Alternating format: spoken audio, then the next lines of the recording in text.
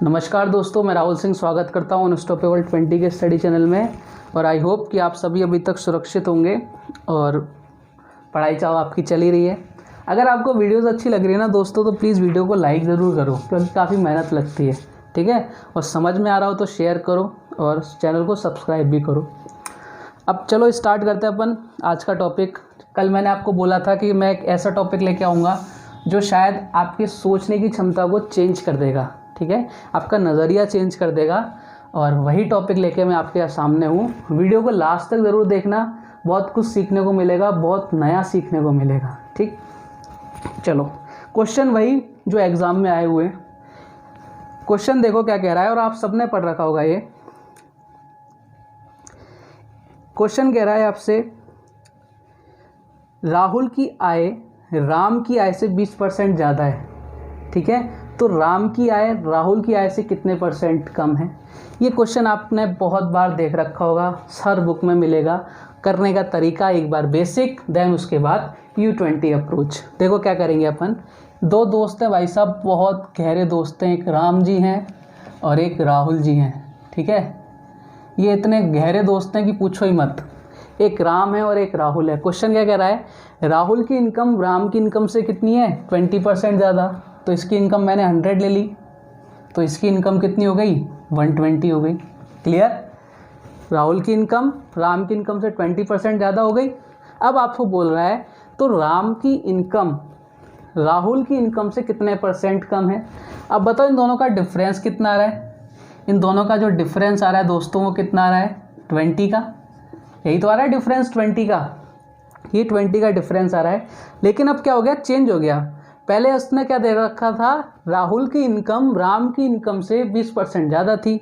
लेकिन अब पूछ क्या रहा है, राम की इनकम राहुल की इनकम से कितने % कम है? तो देखो, अब किसके सापेक्ष पूछ रहा है? राहुल के सापेक्ष पूछ रहा है। तो राहुल की इनकम कितनी है? 120। तो ये 1 और ये 6, यानी 1/6। और 1/6 की वैल्यू कितनी होती है? 16 होल 2/3%। या फिर आप इसको क्या लिख सकते हो? 16.66%। दोनों में से आप इसको कुछ भी लिख सकते हो, जो भी आपका ऑप्शन दे रखा है उस हिसाब से आपको टिक करके आना है। क्लियर? समझ रहे हो इस चीज़ को? बेसिक है एकदम। अब देखो, ये चीज़ें तो आपको हर जगह मिलेंगी, है ना। ये चीज़ें हर किताब में मिलेंगी और हर चैनल पे मिलेंगी, और जो टीचर पढ़ाएगा वो ये बताएगा। अब आप U20 पर हो, अपना टाइम यहाँ दे रहे हो, तो आपको कुछ नया मिलना चाहिए। अब नया क्या मिलेगा, एक बार मेरे को थोड़ा सा टाइम देना, क्योंकि नई चीज़ हमारे दिमाग में क्या थोड़ा लेट घुसती है, तो उसको अपने दिमाग में थोड़ा सा रास्ता देना जाने का, ठीक है। चलो, इस टॉपिक का नाम है कंसेप्ट ऑफ कांस्टेंट। टॉपिक का नाम है कंसेप्ट ऑफ कांस्टेंट। राइटिंग पे तो बिल्कुल ही मत जाना, ठीक है। शॉर्ट में बोलते हैं इसको CC, यानी जब भी मैं आपसे आज के बाद CC की बात करूं तो उसका मतलब क्या होगा? कंसेप्ट ऑफ कांस्टेंट, ठीक है। अब होता क्या है इसमें, देखो, दो तरह के क्वेश्चन बनेंगे। एक बार या तो आपको कमी देगा, या दूसरी बार क्या देगा? आपको वृद्धि देगा। इसके अलावा इसमें कोई टाइप नहीं बनता। देखो कैसे, मान लो आपको एक बार तो वृद्धि की बात करेगा, ठीक है, और एक बार किसकी बात करेगा? आपको कमी की बात करेगा।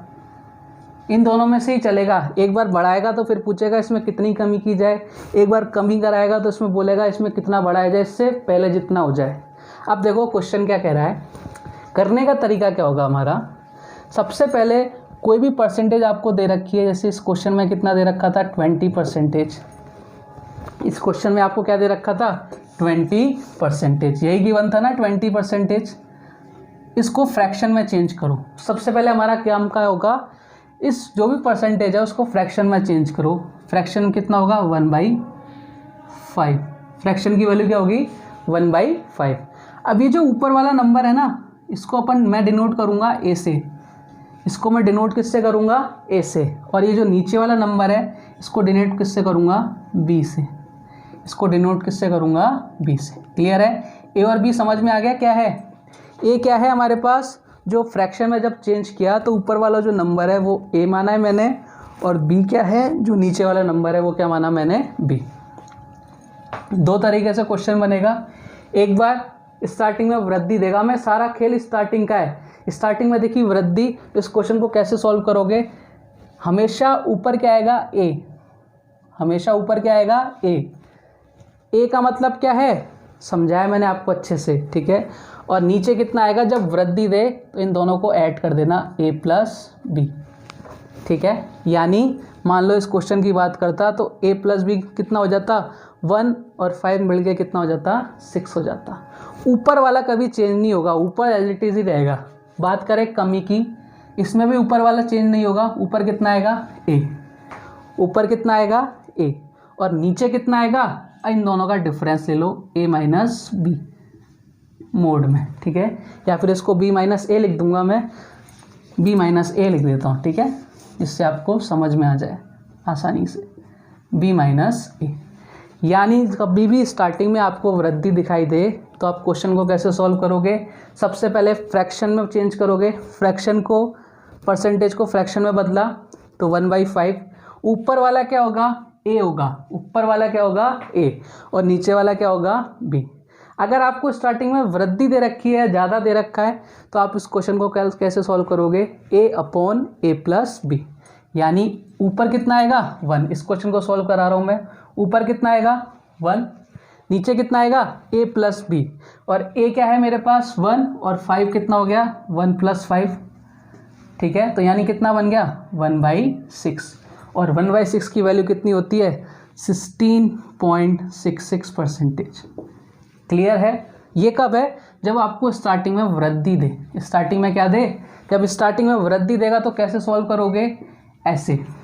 थोड़ा सा टाइम लगेगा, बस 1-2 क्वेश्चन अभी अपन करेंगे, फिर पेन भी नहीं उठाओगे आप, ये गारंटी है मेरी, केवल दिमाग यहाँ लगा लेना। जब वृद्धि दे रखी हो तो कैसे करोगे, a upon A plus B, A और बी समझ में आ गए क्या है।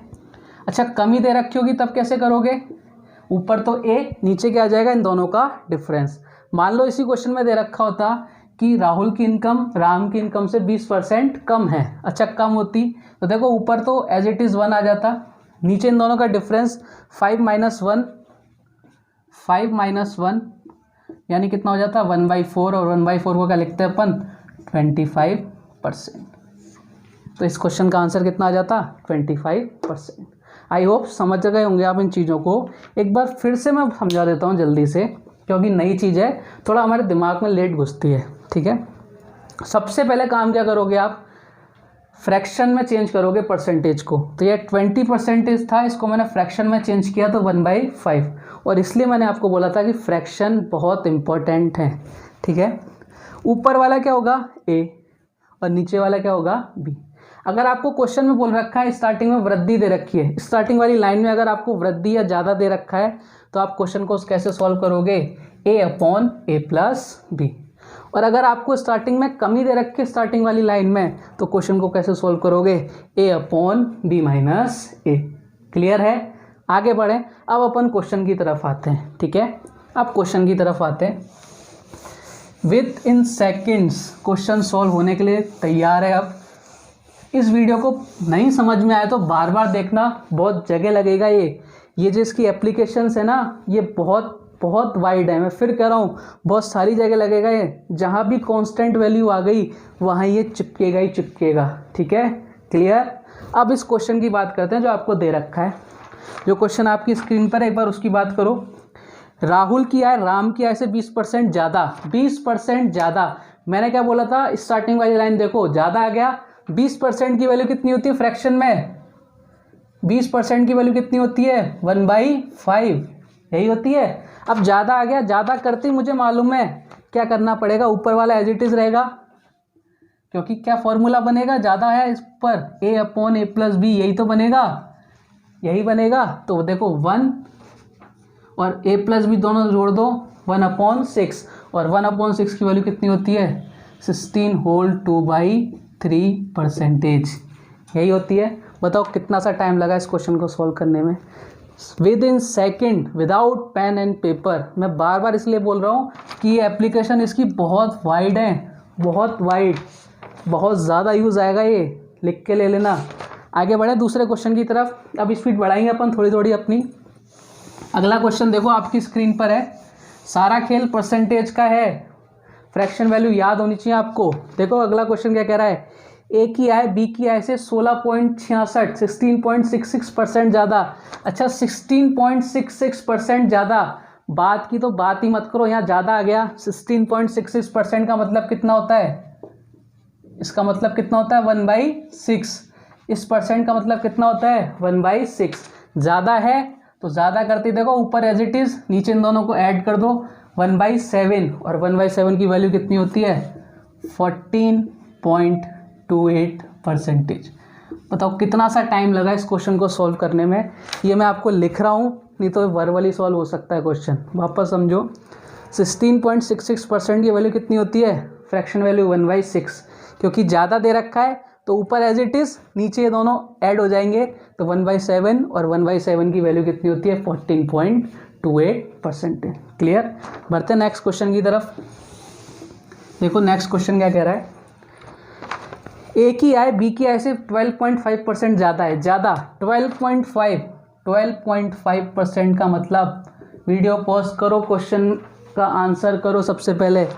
12.5% का मतलब कितना होता है 1/8, और ज़्यादा है तो देखो क्या आ जाएगा, अब ज़्यादा होते ऊपर एज इट इज़, नीचे ये दोनों ऐड हो जाएंगे, और 1/9 की वैल्यू कितनी होती है 11.11%। यही क्या हो गया, हमारा आंसर हो गया। अब इसको कैसे लिख सकता था वो, अगर इस तरह से भी कर सकता था 11 होल 1/9%। तो जैसा उसकी मर्जी पड़े वैसे वो आंसर पूछ सकता है। ये भी सही है और ये भी सही है। कितना सा टाइम लगा, विद इन सेकेंड क्वेश्चन हो रहे हैं या नहीं हो रहे, विद इन सेकेंड हो रहे हैं। विदाउट पेन एंड पेपर अब करें अपन। चलो नेक्स्ट क्वेश्चन की तरफ बढ़ते हैं। समझ गए ना इन चीज़ों को, समझ गए या नहीं। 12.5% 1/8, ज़्यादा स्टार्टिंग में देख लिया हमने, ज़्यादा तो ज़्यादा करते ही आपको ऊपर एज इट इज़, नीचे इन दोनों को ऐड किया, 1 और 8 कितना हो गया 9, तो 11.11% ये हमारा क्या गया आंसर हो गया। फ्रैक्शन वैल्यूज़ याद होनी चाहिए आपको, और आप एग्ज़ाम देने जा रहे हो और आपको फ्रैक्शन वैल्यू याद नहीं है तो मत जाओ, पीछे रह जाओगे बहुत। ठीक है, अगला देखो, ए के वेतन में 37.5% की कमी आई। अब यहाँ क्या आ गया, कमी आते ही 37.5%। सबसे पहले तो इसकी फ्रैक्शन वैल्यू करवा चुका हूँ मैं आपको, 3/8। अब क्या आ गया यहाँ पे कमी। मैंने क्या बोला था, जब भी कमी आ जाए तो ऊपर तो एज इट इज़ रहेगा, ठीक है, नीचे इन दोनों का डिफरेंस यानी b माइनस ए। तो ऊपर देखो एज इट इज़ 3, ये हमारा a है और ये हमारा क्या है b है। तो ऊपर एज इट इज़ 3, नीचे कितना इन दोनों का डिफरेंस, 8 में से 3 गया 5, और 3/5 की परसेंटेज वैल्यू कितनी होती है 60%। ये क्या आ गया, हमारा आंसर आ गया। आ रही है बात समझ में। 37.5 की फ्रैक्शन वैल्यू कितनी होती है 3/8, ऊपर वाला a है, नीचे वाला b है, और स्टार्टिंग में कमी दे रखी है। जब भी कमी दे दे तो कैसे सॉल्व होगा, ऊपर तो एज इट इज़ रहेगा दोनों कंडीशन में, नीचे क्या जाएगा डिफरेंस। बताओ 8 में से 3 गया, कितना बचा 5, और 3/5 की वैल्यू कितनी होती है 60%। क्लियर, आगे बढ़े। नेक्स्ट क्वेश्चन जो आपकी स्क्रीन पर है, बहुत शानदार कंसेप्ट है, बहुत शानदार, जानदार, ज़बरदस्त। अगला देखो, नमक के मूल में 26 सही 2/3% की कमी की गई। कमी और 26 सही 2/3%, 26 सही 2/3%।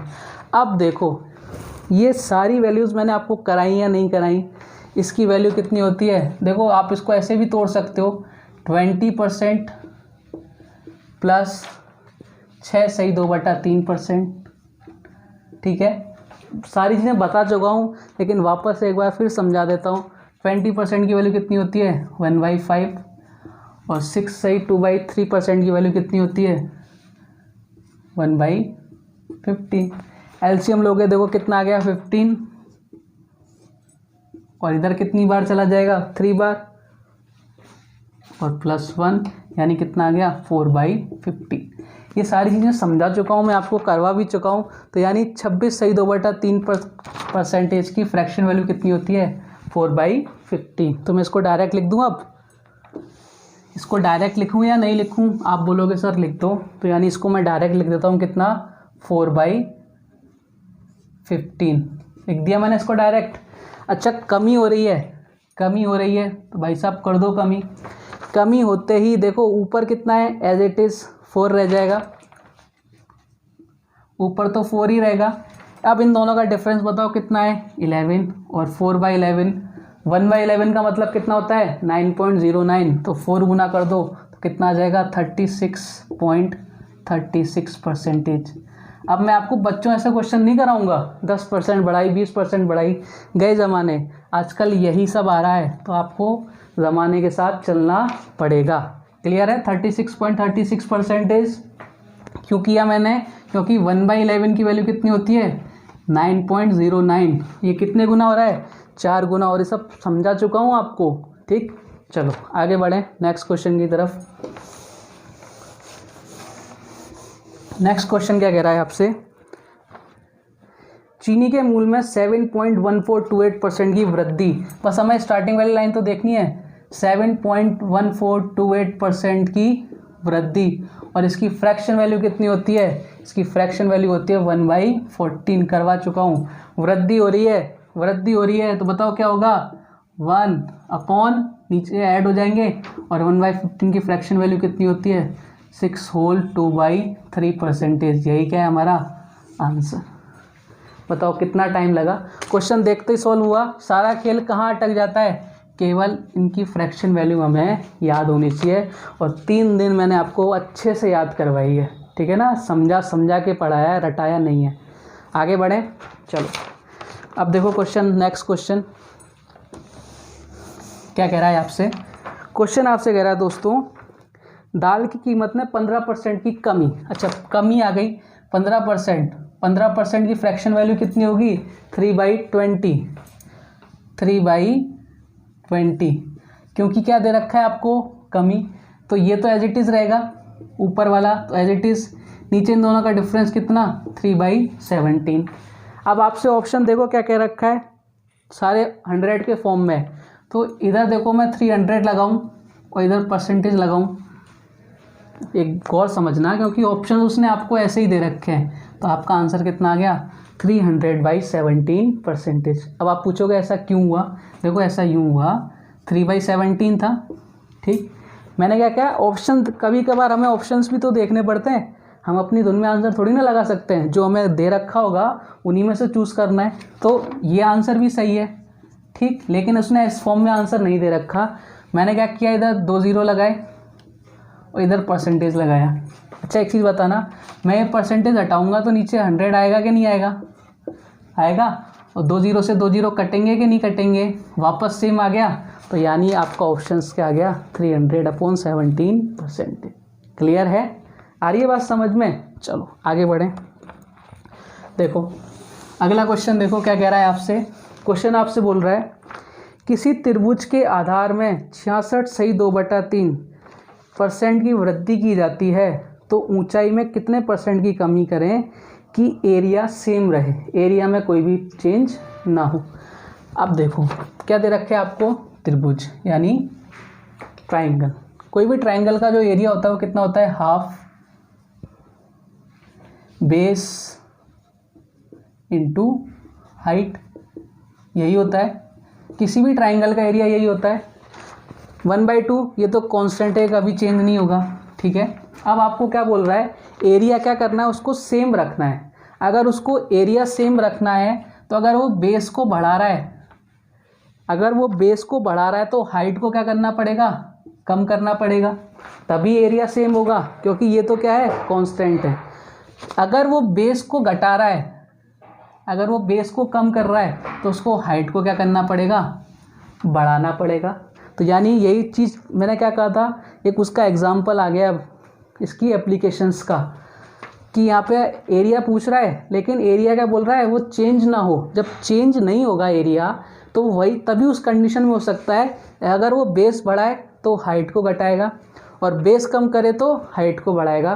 तो बेसिकली हो क्या रहा है, उसका जो एरिया है वो क्या हो रहा है, कांस्टेंट हो रहा है। तो जब एरिया कांस्टेंट है, और मैंने आपको बताया था कंसेप्ट ऑफ कांस्टेंट, तो जहाँ जहाँ कांस्टेंट चीज़ें आएंगी वहाँ ये लगेगा। अच्छा क्या बोल रखा है, 66 होल 2/3% का क्या कर रहा है, ये बेस में क्या कर रहा है, वृद्धि कर रहा है। अच्छा, वृद्धि कर रहा है तो वृद्धि करता है, हमने देख लिया कि बढ़ा रहा है। तो 16 होल 2/3% की फ्रैक्शन वैल्यू कितनी होती है, 2/3। अब अगर बढ़ाने की बात है तो मैंने आपको बताया था ऊपर वाला एज इट इज़, नीचे क्या हो जाएगा, ये दोनों ऐड हो जाएंगे, 3 और 2 कितना हो गया 5, और 2/5 की वैल्यू कितनी होती है 40%। 2/5 की वैल्यू कितनी हो जाती है हमारे पास 40%। बताओ, देखिए इसकी एप्लीकेशन, आया मज़ा, समझ में आई चीज़। क्यों हुआ ऐसा, क्योंकि वो आपसे क्या कह रहा है कि उसका एरिया क्या है, कांस्टेंट रहे। और कांस्टेंट तभी रह सकता है जब वो बेस बढ़ाए तो हाइट कम करेगा, और बेस घटाए तो हाइट ज़्यादा करेगा, तभी हो सकता है, और कोई कंडीशन नहीं है। क्लियर है।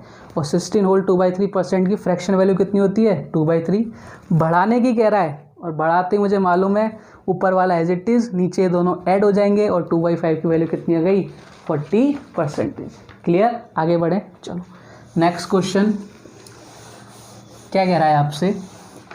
क्वेश्चन आपसे कह रहा है दोस्तों, किसी आयत की लंबाई में 50% की वृद्धि हो गई तो उसकी चौड़ाई में कितने % की कमी की जाए कि एरिया सेम रहे। वही चीज़, रेक्टेंगल का एरिया कितना होता है L/B, ठीक है। एरिया कांस्टेंट कर रहा है, इसको बढ़ाएगा तो इसको कम करेगा, और इसको कम करेगा तो इसको बढ़ाएगा। कांस्टेंट आ गया। अब क्या कह रहा है 50% क्या किया गया, बढ़ाया गया। 50% की वैल्यू कितनी होती है 1/2। बढ़ाने की कह रहा है तो देखो क्या हो जाएगा, ऊपर एज इट इज़, नीचे इन दोनों का ऐड हो जाएगा। 1/3 का मतलब कितना होता है 33.33%। कितना आसान है ना। पेन भी नहीं चलाना इन क्वेश्चंस में, पेन भी नहीं चलाना इन क्वेश्चंस में। आ रही है बात समझ में, थोड़ा थोड़ा दिमाग में घुस रहा है इसकी एप्लीकेशन। वीडियो को ना 2 बार देख लेना, क्योंकि नई चीज़ है आप लोगों के लिए। क्योंकि कुछ जो बुक्स में मिलता है या तो रेशो के मेथड से समझाते हैं, ठीक है, यहाँ पे आपको डायरेक्ट समझाया मैंने। क्लियर है चीज़ें। स्टार्टिंग में अगर वृद्धि दे रखी है तो हमें A/A+B करना है, और स्टार्टिंग में कमी दे रखी है तो A/B-A करना है। क्लियर। अब बढ़ते हैं इसकी और एक एप्लीकेशन की तरफ। एक बहुत ही शानदार क्वेश्चन SSC में पूछा गया क्वेश्चन है, और इवन ये सारे क्वेश्चन आपसे पूछे गए हैं ना। क्वेश्चन देखो, नमक की कीमत में 40% की वृद्धि होती है। यदि खर्च पहले जितना ही रहे तो खपत में कमी व प्रारंभिक खपत का अनुपात ज्ञात करो। अच्छा, एक चीज़ बताना, कुछ चीज़ें समझाना चाहूँगा मैं इस क्वेश्चन को करने से पहले। मेरा जो टोटल जो खर्चा होता है वो क्या होता है, पहले इस चीज़ समझना थोड़ी सी। खर्चा क्या होता है मेरा, मान लो मैं सेब खरीदने गया, ठीक है, और सेब का जो कीमत है वो है 40 रुपये किलो, 40 रुपीज़ पर केजी। ये उसकी क्या है, प्राइस है। उसकी प्राइस कितनी है 40 रुपीज़ पर केजी। और मैंने कितने ख़रीदा, मैंने मान लो 10 किलो सेब ख़रीदा, 10 केजी मैंने सेब परचेस किया, यानी कंजप्शन, जो मैंने कंजप्शन किया वो कितना किया मैंने 10 केजी। हिंदी में लिख देता हूँ, ये इसका मूल्य है, ठीक, और ये इसकी क्या है, खपत है। अब अगर आपसे पूछूं कि सेब का मूल्य कितना है 40 रुपये पर किलो, और खपत कितनी है 10 केजी मुझे ख़रीदना है, तो मैं आपसे पूछूं मुझे कितने रुपए खर्च करने पड़ेंगे, तो आप क्या करोगे 40 × 10 करके मुझे बताओगे कितने रुपए खर्च करने पड़ेंगे। 400 रुपीज़ मुझे क्या करने पड़ेंगे, खर्च करने पड़ेंगे। यार ये बात समझ में। यानी खर्चा क्या होता है, खर्चा ये होता है जो उसका मूल्य होता है इनटू जो अपन खपत करते हैं। इन दोनों का अगर अपन मल्टीप्लाई कर देते हैं तो हमारे पास क्या आ जाता है, एक्सपेंडिचर आ जाता है, खर्चा आ जाता है।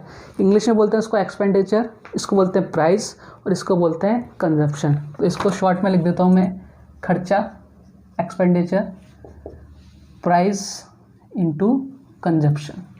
ये होती हैं चीज़ें। क्लियर है, आ रही है बात समझ में ये वाली। सबको आ गया समझ में कि खर्चा अगर आपको निकालना है, एक्सपेंडिचर आपको निकालना है, तो जो आपका वैल्यू है यानी जो प्राइस है उसको किससे मल्टीप्लाई करोगे आप? कंजप्शन से मल्टीप्लाई करोगे, यानी खपत से मल्टीप्लाई करोगे। क्लियर? यहाँ तक कोई दिक्कत है किसी को? नहीं होगी। समझा दिया मैंने अच्छे से और आप समझ गए अच्छे से। अब देखो क्या कह रहा है, नमक की कीमत में 40% की वृद्धि हो जाती है। देखो 40% की फ्रैक्शन वैल्यू कितनी होती है? 2/5। मैंने आपको कल बताया था ये क्या होती है? Original value. ये क्या होती है? ओरिजिनल। और ये क्या होता है हमारे पास? जो भी अपन कमी या वृद्धि करते हैं, ठीक है, कमी या वृद्धि, कल आपको समझाया था मैंने। तो ये क्या है आपके पास? Original value. यानी इसका जो प्राइस है, प्राइस की अगर मैं बात करूं, ये पहले कितना था? 5। ये पहले कितना था? 5। अब कितना हो गया? 2 बढ़ गया। यही तो कह रहा है 40% की वृद्धि। तो पहले 5 था, अब कितना हो गया? 2 बढ़ गया, यानी कितना हो गया? 7 हो गया। अब आपसे पूछ रहा है यदि खर्च पहले जितना ही रहे, यदि खर्च पहले जितना ही रहे तो खपत में कमी व प्रारंभिक। सबसे पहले तो एक चीज़ बताओ मुझे कि खर्च अगर पहले जितना ही रहेगा तो सबसे पहले हमें पता होना चाहिए कि हम कितना खर्च कर रहे हैं, ठीक है, हम कितने रुपए खर्च कर रहे हैं। तो मैंने मान लिया मैं 35 रुपये खर्च कर रहा था। कितने रुपए खर्च कर रहा था? 35 रुपये मैं खर्च कर रहा हूँ। मैंने 35 ही क्यों माना? क्योंकि इन दोनों का एलसीएम कितना आ रहा है? 35। यानी मेरा टोटल खर्चा कितना है? 35 रुपये। पहले भी 35 है और अब भी 35 है, ठीक। पहले मूल्य कितना था? 5 रुपये। मेरे पास कितने रुपए थे? 35 रुपये। अगर मेरे पास 35 रुपये हैं और सेब का मूल्य 5 रुपये है, तो बताओ कितने सेब लाऊंगा मैं? आप डिवाइड लगा दोगे, यानी कितने सेब लाओगे आप? 7। यानी जो खपत आई है पहले, यानी इसको लिख देता हूँ मूल्य, और ये क्या होगी मेरे पास? खपत। मोस्टली आप लोग हिंदी मीडियम से बिलोंग करते हो, इसलिए मैंने सारी चीज़ हिंदी में लिखी है। इंग्लिश वाले समझ लेना, ये प्राइस है और ये कंजप्शन है। क्लियर? मैंने टोटल एक्सपेंडिचर यानी टोटल खर्चा कितना माना? 35। ये क्यों माना मैंने? क्योंकि इन दोनों का एलसीएम कितना आ रहा है? 35। आप इसको डायरेक्ट भी कर सकते हो, क्रॉस मल्टीप्लाई करोगे तो भी सेम ही आएगा, लेकिन एकदम बेस से समझा रहा हूँ मैं, आपको रटना नहीं है मैं चीज़ों, ठीक है। तो 35 आ गया हमारे पास। ये टोटल मुझे 35 रुपये खर्च करने हैं। पहले सेब का मूल्य कितना है? 5 रुपये, और मेरे पास पैसे कितने हैं? 35 रुपये। तो बताओ कितने सेब लाऊंगा, कितने किलो सेब लाऊंगा? तो आप 35 में 5 का डिवाइड लगाओगे, तो यानी पहले कितने सेब लाए आप? 7 किलो, ठीक है। अब क्या हो गया? वैल्यू कितनी हो गई? 7 रुपये पर केजी हो गई। 35 रुपये मेरे पास, पापा ने ज़्यादा रुपये नहीं दिए, मतलब 35 रुपये बेटा, तो आप जितने भी सेब आए उतने लेके आ। तो 35 रुपये अब हैं और 7 रुपये पर केजी हो गया अब सेब का भाव। तो बताओ कितने सेब लाओगे आप? अब आप कितने सेब लाओगे? 5 किलो सेब लाओगे। यानी पहले जो खपत थी, पहले जो कंजप्शन था वो कितना था? 7 रुपीज़। अब कितना हो रहा है? 5 रुपीज़। आ रही है बात समझ में? क्वेश्चन ने आपसे क्या पूछा? खपत में कमी। बताओ खपत में कितनी कमी हो रही है?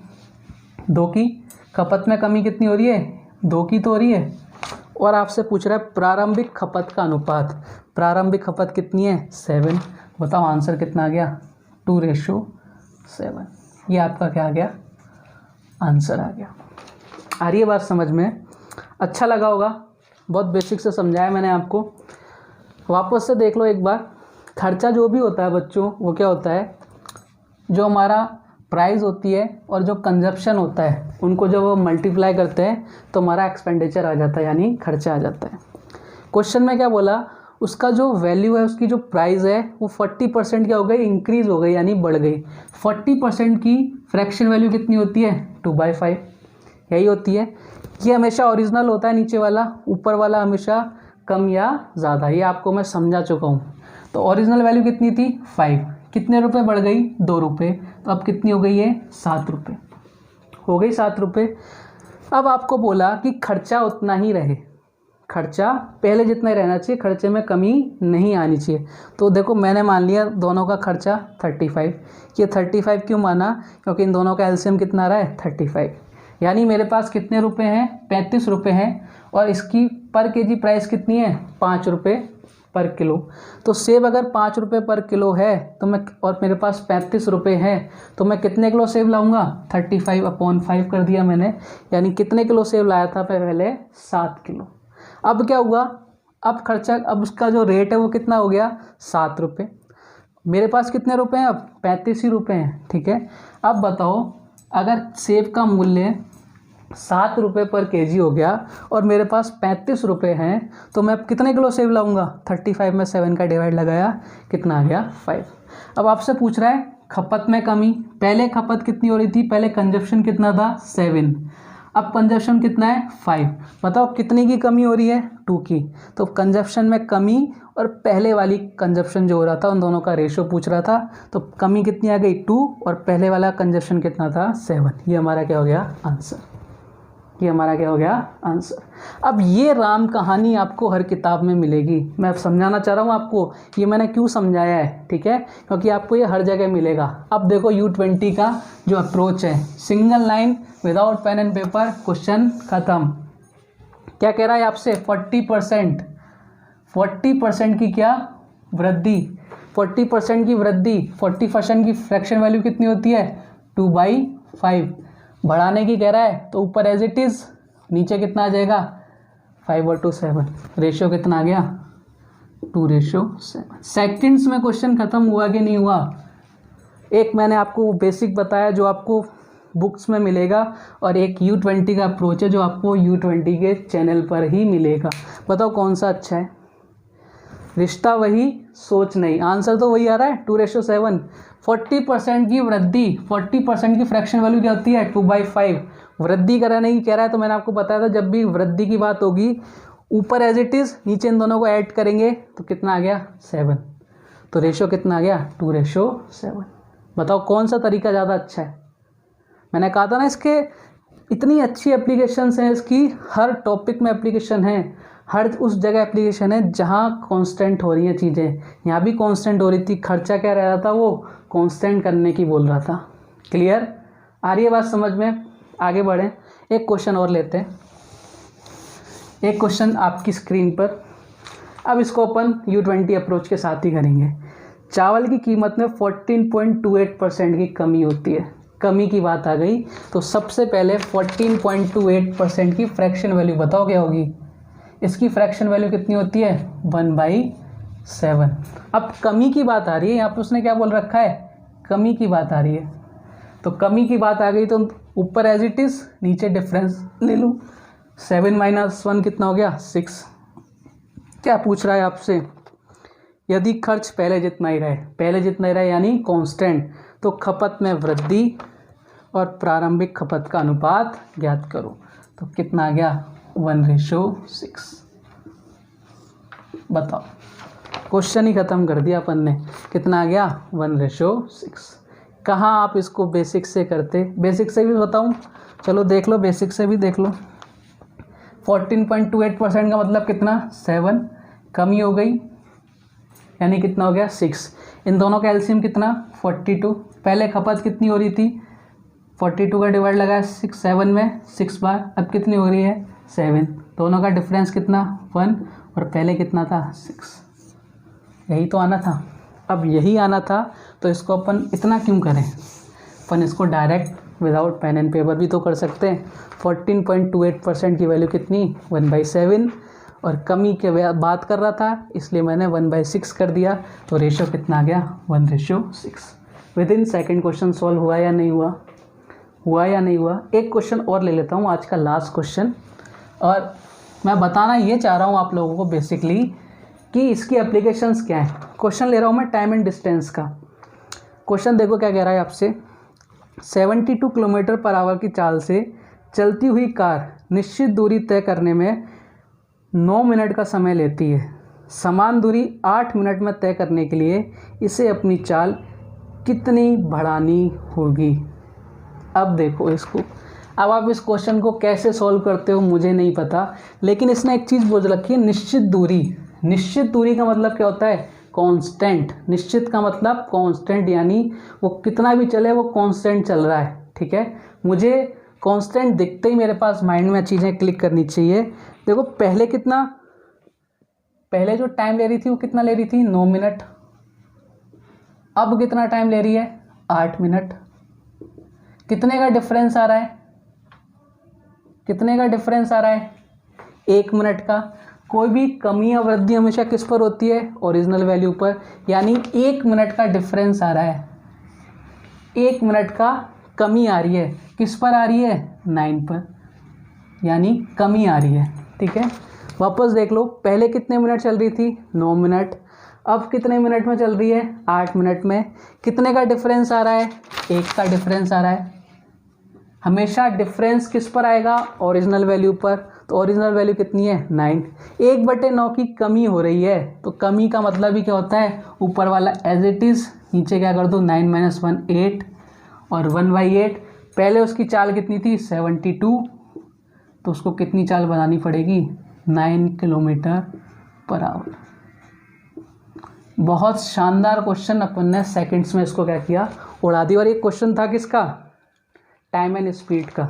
मैं केवल एक आपको, और इसकी एप्लीकेशन हर जगह मैं बार बार कह रहा हूँ, कंसेप्ट ऑफ कांस्टेंट यानी सीसी, ये इतना इम्पोर्टेंट एक कंसेप्ट निकल के आया है जो हर उस जगह लगेगा जहाँ कांस्टेंट की बात हुई। यहाँ कांस्टेंट की बात हुई क्योंकि उसने क्या बोला? इस जो उसका डिस्टेंस कवर कर रही है वो कांस्टेंट है। पहले कितने मिनट लग रहे थे? 9 मिनट। अब कितने मिनट लग रहे हैं? 8 मिनट। डिफरेंस कितने का आ रहा है? 1 मिनट का। डिफरेंस हमेशा किस पर आता है? ओरिजिनल वैल्यू पर। तो ओरिजिनल वैल्यू कितनी है? 9। कमी हो रही है क्या? देखो पहले 9 मिनट लगा रहा था, अब 8 मिनट लगा रही है, तो कमी हो रही है। तो कमी हो रही है, तो जैसे ही कमी होती है अपन कैसे सॉल्व करते हैं उसको? ऊपर वाला एज इट इज़, नीचे इन दोनों का डिफरेंस कितना आ गया? 1/8। तो पहले उसकी स्पीड कितनी थी? 72, तो यानी कितने किलोमीटर बनानी पड़ेगी? 9 किलोमीटर/आवर। उम्मीद करता हूँ ये सेशन आपको बहुत अच्छा लगा होगा। अगर सेशन में कुछ नया सीखने को मिला हो तो प्लीज़ वीडियो को लाइक ज़रूर करो, शेयर करो, चैनल को सब्सक्राइब करो। बहुत मेहनत लगती है वीडियो बनाने में, आप लोग इसको शेयर नहीं कर रहे हो, सब्सक्राइब नहीं कर रहे हो, लाइक नहीं कर रहे हो। ठीक है, आपको मैं कह रहा हूँ, मैं आपको परसेंटेज ऐसी पढ़ाऊँगा कि आपको कहीं पढ़ने की ज़रूरत नहीं पड़ेगी मेंस तक के लिए। ठीक है, बशर्ते आप थोड़ा, जितनी मेहनत मैं कर रहा हूँ, कम से कम लाइक एंड शेयर तो कर ही सकते हो। चलिए ठीक है, फिर मिलते हैं कल एक और वीडियो के साथ, एक नए टॉपिक के साथ, एक नई अप्रोच के साथ, और इसको अच्छे से पढ़ना। ठीक है, चलो धन्यवाद, थैंक यू वेरी मच।